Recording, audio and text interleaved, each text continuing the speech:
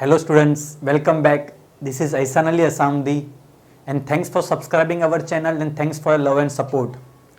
So students, हमने 12th standard maths part 1 chapter number 4 applications of derivative start किए थे, जिसमें हमने एक्सरसाइज 4.1 का मेन क्वेश्चन नंबर 1 के 3 सब क्वेश्चंस कर दिए हैं. सो अगर आपने प्रीवियस वीडियो नहीं देखा है तो प्लीज उसको अच्छे से गो थ्रू कर लेना, तब जाके आपको ये सम समझ में आएगा. सो स्टार्ट करते हैं एक्सरसाइज 4.1 का main question number 2. And the question is, find the equation of tangent and normal to the curve y equal to x square plus 5, where the tangent is parallel to the line 4x minus y plus 1 equal to 0. So question हमने read किया, नहीं समझा, so figure अच्छे से draw कर लेते, graphical figure, तो आपको और अच्छे से समझ में आ जाएगा. so स्टार्ट करेंगे. कर्व, so सबसे पहले कर्व ड्रॉ करते हैं हम. So say this is my curve, जिसका इक्वेशन है y equal to x square plus 5. अब टेंजेंट ड्रॉ करते, टेंजेंट एंड नॉर्मल. सो से this is my tangent. Normal draw करते, दिस इज माय नॉर्मल. मेरा नॉर्मल एंड टेंजेंट हो गया. So this is my normal and both are perpendicular to each other. और कहां intersect होते? Eight a point से P, जिसके कोऑर्डिनेट्स होते हैं. कोऑर्डिनेट्स क्या था? कोऑर्डिनेट्स हमने प्रीवियस सम्स में देखे. कोऑर्डिनेट्स होता है x1, y1. सो कोऑर्डिनेट से x1, y1. फर्दर देखते हैं हमें क्या बोला गया है. Where the tangent is parallel to a line. So जो मेरा टेंजेंट है वो एक लाइन को पैरेलल है. So say it is parallel to a line and the equation of the line is 4x minus y plus 1 equal to 0. So this is the data which is given to us. ये data हमें दिया हुआ है, हमने graphical figure अच्छे से draw कर दिया है. अब हमें फाइंड क्या करना है? टेंजेंट का इक्वेशन फाइंड करना है और नॉर्मल का इक्वेशन फाइंड करना है. और टेंजेंट एंड नॉर्मल एक दूसरे के साथ कभी भी परपेंडिकुलर होते हैं, वो मैंने भी बता दिया. प्रीवियस सम्स में भी हमने किया था. टेंजेंट का स्लोप मेरा m1 होता था, तो लिख देता हूं m1, और m2 मेरा नॉर्मल का स्लोप होता था. अब सम को स्टार्ट करते हैं. हमें इक्वेशन फाइंड करना है. इक्वेशन फाइंड करने के लिए दो मेथड है. पहला मेथड है स्लोप इंटरसेप्ट फॉर्म, जो हमने 10th स्टैंडर्ड में सीखे थे, और वो होता है y equal to mx plus c. And second equation है slope point form, that is y minus y1 equal to m x minus x1. ठीक है, अब हम सम्स को स्टार्ट करते हैं. प्रीवियस सम्स में हमने देखा, अगर हमें इक्वेशन को फाइंड करना है सो हमारे पास एक कोऑर्डिनेट होना चाहिए, that is the value of x1 and y1 होना चाहिए, और एक स्लोप होना चाहिए. सो अब देखते हैं क्या मेरे पास कोऑर्डिनेट है. अगर इस क्वेश्चन में अगर मैं देखूं तो इस क्वेश्चन में हमें कोऑर्डिनेट नहीं दिया है. हमारे प्रीवियस सम्स में कोऑर्डिनेट्स दिए थे, 1,1 था, 1,3 था. सो कोऑर्डिनेट्स दिए थे प्रीवियस सम्स में, बट यहां पे कोऑर्डिनेट्स नहीं दिए हुए हैं. तो चलो अभी स्लोप देखता हूं. सो स्लोप भी नहीं दिया हुआ है. सो ना ही यहाँ पे कोऑर्डिनेट दिया हुआ है, ना ही यहाँ पे स्लोप दिया हुआ है. अब सम्स को करे तो कैसे करें, क्योंकि without coordinate and without slope हम इक्वेशन फाइंड कर ही नहीं सकते. तो क्वेश्चन को फिर से एक बार देख लेते हैं. सो अगर मैं इस क्वेश्चन को प्रीवियस सम के साथ कंपेयर करूं, सो प्रीवियस सम में था, yes, equation of the curve दिया था प्रीवियस सम में भी. ये मेरा इक्वेशन ऑफ कर्व है, दिस वन. मेरे प्रीवियस सम में भी इक्वेशन ऑफ कर्व दिया था, एंड प्रीवियस सम में कोऑर्डिनेट्स दिए थे. अब यहां पे कोऑर्डिनेट्स नहीं दिया है. इंस्टेड ऑफ दैट हमें एक लाइन दी हुई है, एक लाइन जो टेंजेंट के साथ पैरेलल है. ये रही वो लाइन जो टेंजेंट के साथ पैरेलल है. अब ये क्यों दिया गया है हमें? सो मैंने, आप प्रीवियस वीडियो देखना, मैंने उसमें बेसिक्स करवाया था कि अगर दो लाइन पैरेलल है एक दूसरे के साथ तो उनका स्लोप इक्वल होता है. याद आ रहा है? सो कोऑर्डिनेट हमें क्यों दिया जाता है? So there are two reasons. एक स्लोप फाइंड करने के लिए कोऑर्डिनेट दिया जाता है, और एक इक्वेशन फाइंड करने के लिए कोऑर्डिनेट्स दिए जाते हैं. अब जो मेरा इक्वेशन ऑफ द कर्व है उसको मैं डिफरेंशिएट करता था प्रीवियस सम्स में, और उसमें x1 एंड y1 के वैल्यू सब्स्टिट्यूट करता था, तब जाके मुझे स्लोप मिलता था। अगर मैं इस सम में देखूं तो यहां पे कोऑर्डिनेट्स नहीं दिए हुए, सो डिफरेंशिएट करने से मुझे स्लोप नहीं मिलेगा, बिकॉज डिफरेंशिएट करने के बाद वैल्यू सब्स्टिट्यूट करूंगा, बट मुझे वैल्यूज ही नहीं दिया हुआ है, तो डिफरेंशिएट करने का कोई फायदा नहीं है। सो मुझे स्लोप कैसे मिलेगा? सो अगर मैं देखूं तो यहां पे दिया हुआ है where the tangent is parallel to the line 4x minus y plus 1 equal to 0।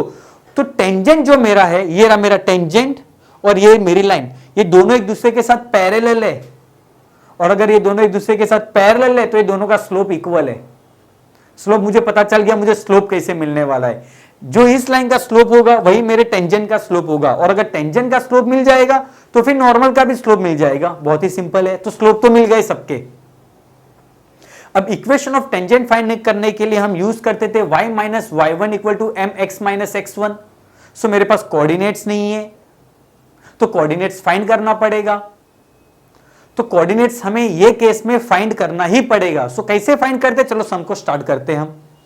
सो सबसे पहले हम स्लोप कैलकुलेट कर लेते हैं। सो क्योंकि दोनों एक दूसरे के साथ पैरेलल है, मैं सबसे पहले स्लोप फाइंड कर देता हूं। सो स्टार्ट करेंगे, हमारा इक्वेशन ऑफ लाइन जो है मैं वहां से स्टार्ट करता हूं, 4x minus Y plus 1 equal to 0 है। अब इसमें से मुझे स्लोप फाइंड करना है। सो स्लोप कैसे मिलेगा हमें? सो मैं इक्वेशन 1 यूज करूंगा। कौन सा इक्वेशन 1? मैंने 10th स्टैंडर्ड के बेसिक्स में फर्स्ट इक्वेशन बताया था प्रीवियस वीडियो में, कि equation of a line in slope intercept form is y equal to m x plus c. तो वो मैं यूज करूंगा यहां पे। सो आई विल कन्वर्ट, ये मैं इक्वेशन को कन्वर्ट कर दूंगा y equal to m x plus सी के फॉर्म में। सो स्टार्ट करूंगा मैं। सो ये हो जाएगा minus y equal to minus 4x minus 1। So y equal to 4x plus 1 is the required equation in slope intercept form y equal to mx plus c। on comparing, अगर मैं इनको compare करूं, we get, चलो compare करते हैं। Compare करो, सो y के जगह पे y, x के जगह पे x। So in place of m यहां पे 4 है, m के जगह पे 4 है, so therefore m equal to 4। So therefore slope of line is 4। So ये जो मेरी लाइन है इसका स्लोप मुझे 4 मिला, और अगर इसका स्लोप 4 है तो टेंजेंट का स्लोप भी 4 होगा। So will start, let m1 be the slope of tangent and m2 be the slope of normal।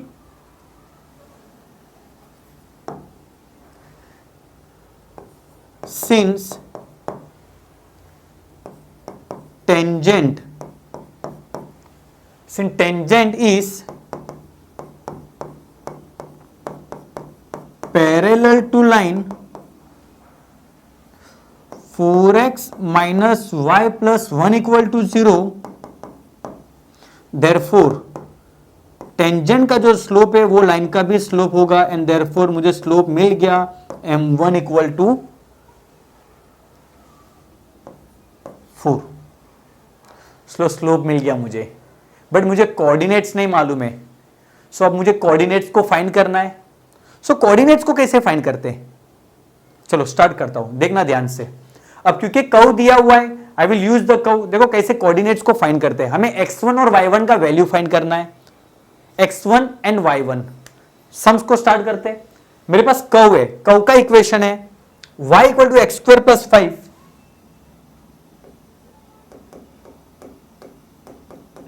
will differentiate both the side with respect to x।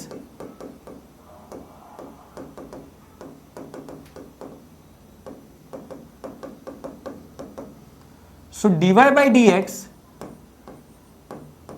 equal to d by dx of x square plus 5, ये हो जाएगा 2x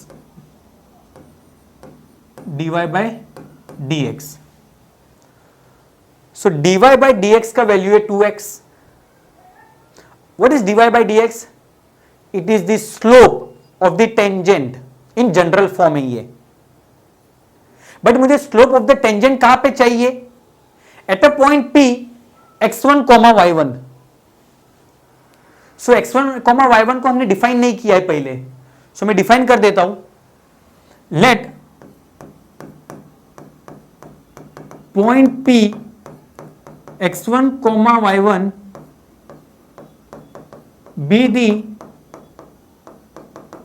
point of intersection of tangent and normal. Therefore slope क्या है? Slope dy by dx कहां पे? At a point P x1, y1 equal to, हमारे previous sums में हमने देखा था स्लोप एट अ पॉइंट से 1, 1, सो हम 1, 1 का वैल्यू सब्स्टिट्यूट कर देते थे. 1, 3 तो 1 और 3 का वैल्यू सब्स्टिट्यूट कर देते थे. मतलब हम स्लोप का जो जनरल फॉर्म हमें मिला था उसके अंदर हम x और y का वैल्यू सब्स्टिट्यूट कर देते थे. बट यहां पे क्योंकि मेरे पास कोऑर्डिनेट्स है ही नहीं, सो मैं x1 और y1 को सब्स्टिट्यूट कर देता हूं मेरे स्लोप के जनरल फॉर्म में. स्लोप ये मेरा 2x है, so in place of x I will substitute the values of this one x1, तो ये हो जाएगा 2x1. सो मेरा स्लोप, टेंजेंट का स्लोप आ गया. टेंजेंट का स्लोप कितना है? 2x1. हमने प्रीवियस सम्स में इस तरीके से सम्स करते थे प्रीवियस केस में, जिससे मेरे को टेंजेंट ऑफ स्लोप मिलता था. लेकिन टेंजेंट ऑफ स्लोप का टेंजेंट तो पहले से पता है मुझे. स्लोप का टेंजेंट क्या है? Since tangent is parallel to a line, therefore slope of tangent is 4. और टेंजेंट का स्लोप क्या है? 2x1. So if I say this is my equation number 1, और अगर ये मेरा इक्वेशन नंबर 2 है, so if the left hand side is equal, दोनों लेफ्ट इक्वल है, this is the slope of tangent, this is the slope of tangent. So if the left hand side is equal then the right hand side is equal, so this will become 2x1 equal to 4. So x1 equal to 4/2. सो मुझे x1 का value मिल गया 2. सो मुझे क्या मिला? मुझे coordinate का value मिल गया. मेरे पास कोऑर्डिनेट्स नहीं थे, मुझे कोऑर्डिनेट्स फाइंड करना है. इक्वेशन फाइंड करने के लिए I need one coordinate and one slope. Slope मिल गया था, कोऑर्डिनेट नहीं था, बट मैंने अब कोऑर्डिनेट फाइंड कर दिया. बट मैंने सिर्फ x फाइंड किया है, अब मुझे y फाइंड करना है. अब y कैसे फाइंड करूंगा? अब 10th स्टैंडर्ड में भी हमने ऐसे बहुत से सम्स किए थे कि इफ अ पॉइंट, अगर कोई पॉइंट किसी लाइन के ऊपर है तो उस इक्वेशन को सेटिस्फाई करता है. सपोज से पॉइंट P x1, y1 इस लाइन के ऊपर है या इस कर्व के ऊपर है, तो उस इक्वेशन ऑफ द कर्व को सेटिस्फाई करता है. सेटिस्फाई मतलब if I substitute the values of x1 and y1, अगर मैं x1 और y1 के वैल्यूज को सब्स्टिट्यूट कर दूंगा इक्वेशन में, तो मेरा लेफ्ट हैंड साइड और राइट हैंड साइड मैच होगा. सो अगर इस क्वेश्चन में देखूं तो मेरा इक्वेशन है, क्या आपको लाइन का इक्वेशन मालूम है? ये वाले लाइन का नहीं. क्या आपको नॉर्मल का इक्वेशन? क्या आपके पास टेंजेंट का इक्वेशन है? नहीं. क्या आपके पास नॉर्मल का इक्वेशन है? नहीं. आपके पास अगर इक्वेशन है तो सिर्फ कर्व का इक्वेशन है. सो इस कर्व के इक्वेशन में अगर आप x1 और y1 का वैल्यू सब्स्टिट्यूट कर दोगे तो वो उसको सेटिस्फाई करेगा, मतलब लेफ्ट हैंड साइड और राइट हैंड साइड मैच करेगा. तो चलो सेटिस्फाई करते हैं. स्टार्ट करेंगे. Since point P x1, y1 lies on the curve y equal to x square plus 5, therefore it satisfies the equation. Therefore चलो सब्स्टिट्यूट कर देते हैं, ये उसको सेटिस्फाई करता है. पॉइंट P इस कर्व के ऊपर है और उसको सेटिस्फाई करता है, मतलब मेरा लेफ्ट हैंड साइड और राइट हैंड साइड मैच होगा जब मैं उस कोऑर्डिनेट्स के वैल्यूज को सब्स्टिट्यूट कर दूंगा। तो चलो सब्स्टिट्यूट कर देते हैं। y के जगह पे आएगा y1, x के जगह पे आएगा x1 उसका स्क्वायर है +5। चलो सब्स्टिट्यूट करते हैं। सो y1 तो मेरे पास वैल्यू है ही नहीं, so will remain y1। x1 का वैल्यू है मेरे पास पहले से 2 square +5 which is 4 + 5 and therefore y1 का वैल्यू मिल गया एंड दैट इज 9। सी मैंने कर्व का यूज किया और मैंने मेरे कोऑर्डिनेट्स फाइंड कर दिया and those coordinates are 2 and 9। So इस कोऑर्डिनेट्स मेरे को मिल गए। So therefore the coordinates of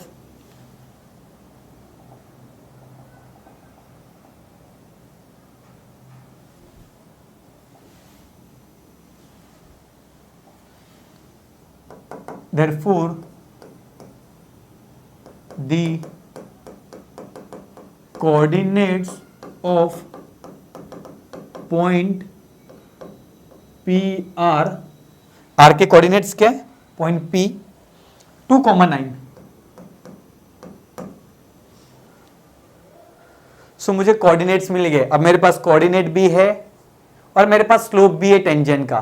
अब मैं यूज करूंगा and I will find the equation of the tangent. Start करेंगे। इक्वेशन ऑफ टेंजेंट क्या है formula? y minus y1 equal to m x minus x1। y minus y1 9, slope हमारा है 4, x minus x1 है मेरा 2। Further simplify y minus 9 equal to 4x minus 8। So minus 4x plus y minus 9 plus 8 equal to 0। So minus 4x plus y minus 1 equal to 0। So 4x minus y plus 1 equal to 0 is the required equation of tangent. So this is the required equation of the tangent. अब हमें क्या find करना है? अब equation of normal find करते हैं। तो वापस एक कोऑर्डिनेट होना चाहिए, एक स्लोप होना चाहिए। स्लोप तो है ही नहीं बट एक दूसरे के साथ परपेंडिकुलर है, सो यहां से हम स्लोप इजीली फाइंड कर सकते हैं। स्टार्ट करेंगे। Since tangent and normal are perpendicular to each other, therefore m1 m2 equal to -1, m1 का value 4 into m2 equal to -1। So slope मिल गया मुझे -1/4। स्लोप ऑफ नॉर्मल मिल गया। चलो लिख देते हैं, नहीं लिखोगे तो भी चलेगा। therefore slope of normal is -1/4। Finally start करते हैं। Equation of normal in slope point form is y minus y1 equal to m x minus x1 m2 है। सब्स्टिट्यूट करेंगे coordinates. y minus y1, so y1 is 9, m -1/4 x minus x1 that is 2 will simplify, so 4 y minus 9 minus 1 x minus 2, so 4y minus 36 equal to minus x plus 2. So this becomes x plus 4y minus 36 minus 2 equal to 0 and x plus 4y minus 38 equal to 0 is the required equation of tangent.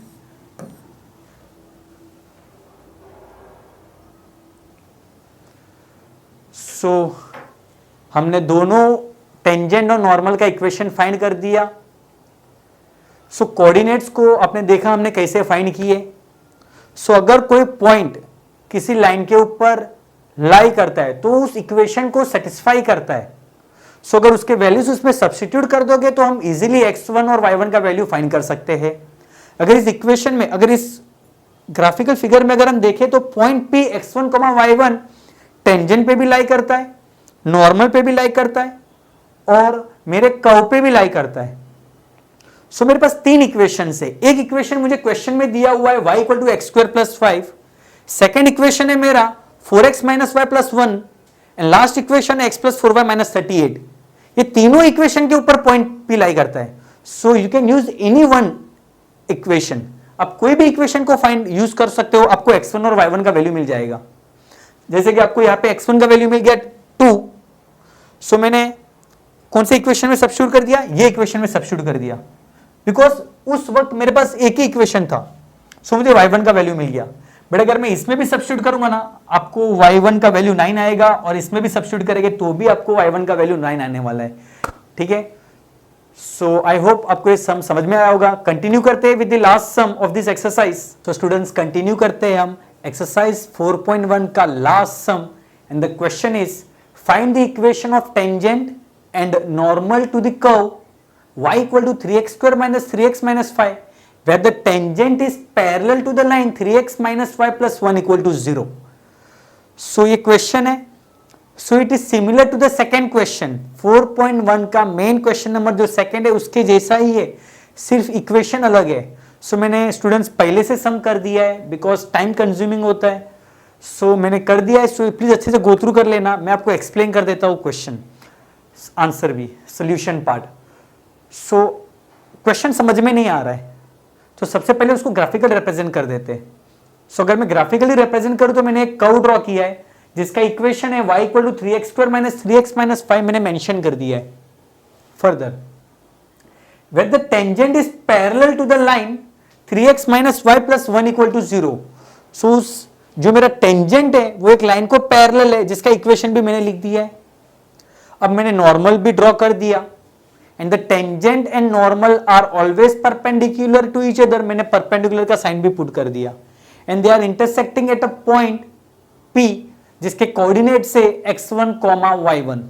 अब मुझे equation find करना है tangent का and normal का. सो सम start करते हैं.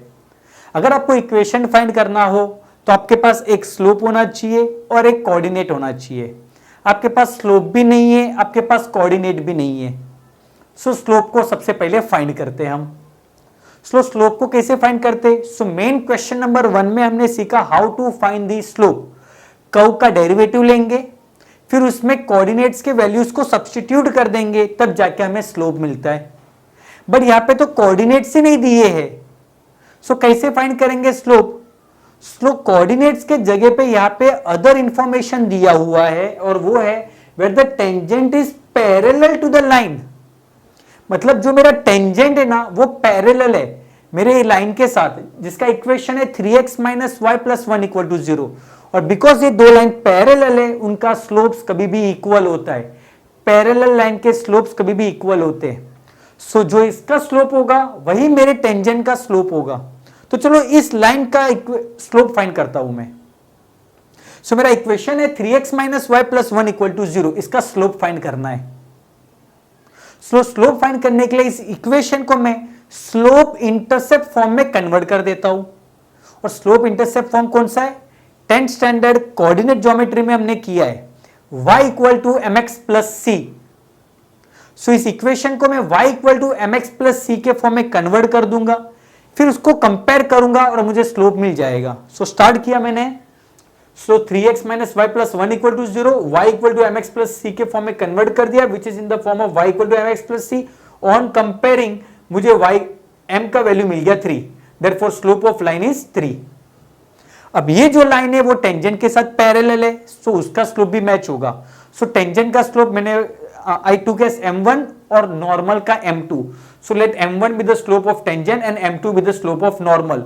Since line 3x minus y plus 1 equal to 0 and tangent are parallel to each other, therefore m1 equal to m equal to 3.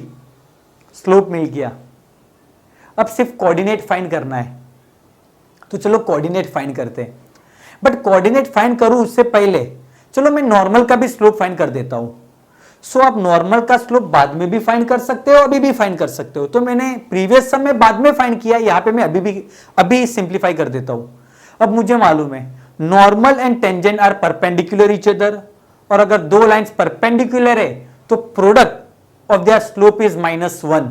सो मैंने further simplify किया, m1 which is the slope of tangent multiply by m2 which is the slope of normal equal to -1, जिसमें मैंने m1 का value substitute किया, m1 is 3, so m1 m2 is -1, m1 3, so 3 multiply by m2 is -1 and therefore m2 का value आया -1/3।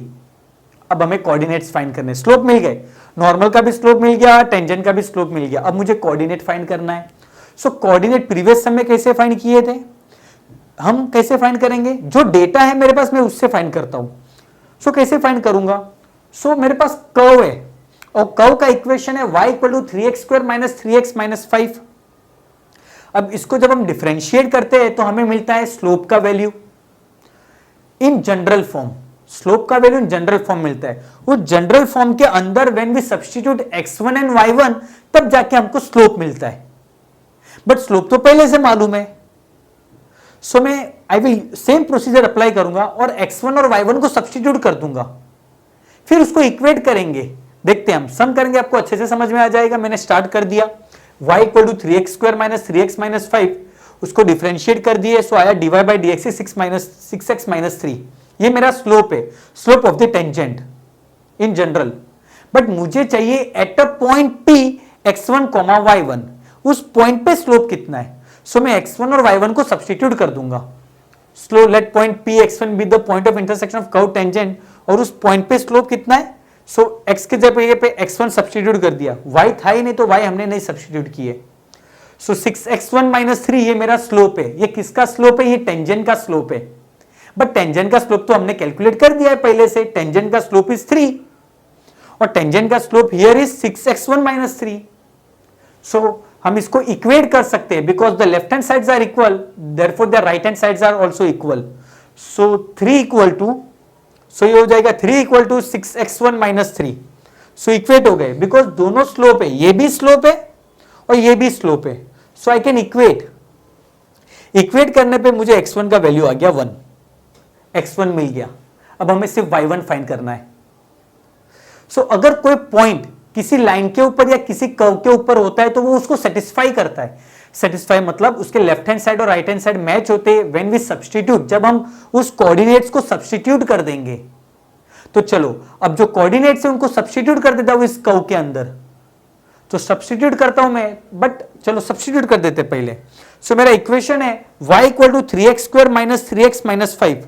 इसके अंदर x1 और y1 substitute कर दिया तो बन गया y1 equal to 3x1² - 3x1 - 5।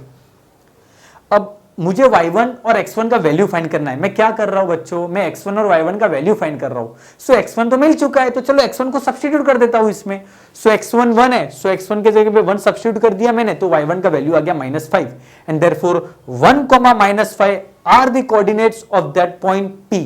Coordinates मिल गए, कोऑर्डिनेट मिल गया, स्लोप मिल गए, दोनों स्लोप मालूम है, कोऑर्डिनेट कॉमन है दोनों का, मिल गया। Equation in tangent form use किया, इक्वेशन ऑफ अ टेंजेंट मिल गया, इक्वेशन ऑफ नॉर्मल यूज किया, इक्वेशन ऑफ नॉर्मल मिल गया हमें। सो मेन डिफिकल्ट पार्ट कहां पे है, ये हमारा है कि कैसे x1 को फाइंड करते। सो अगर कोई पॉइंट किसी लाइन या टेंजेंट या नॉर्मल के ऊपर है तो वो उसको सेटिस्फाई करता है, मींस लेफ्ट हैंड साइड और राइट हैंड साइड मैच होता है। सो इस तरीके से हम उसको सॉल्व करेंगे। अब x1 के कोऑर्डिनेट और y1 के कोऑर्डिनेट, सपोज आपके पास x1 है और टेंजेंट एंड नॉर्मल का पहले से इक्वेशन आपके पास है, सो आप x1 का वैल्यू उसमें भी सब्स्टिट्यूट कर सकते हो, आपको y1 का वैल्यू सेम आएगा। Okay, so thank you so much. इसका स्क्रीनशॉट ले लो अच्छे से। आई होप आपको ये सम समझ में आया हो, और सिर्फ देखना नहीं है बच्चों, इसको अच्छे से गो थ्रू करना है वीडियो को, फिर उसको प्रैक्टिस भी करना है। विदाउट प्रैक्टिस आप सम्स खुद से नहीं कर पाओगे। सो प्लीज प्रैक्टिस करना और अच्छे रिजल्ट्स लाना। मिलते हैं नेक्स्ट एक्सरसाइज में। Thank you so much.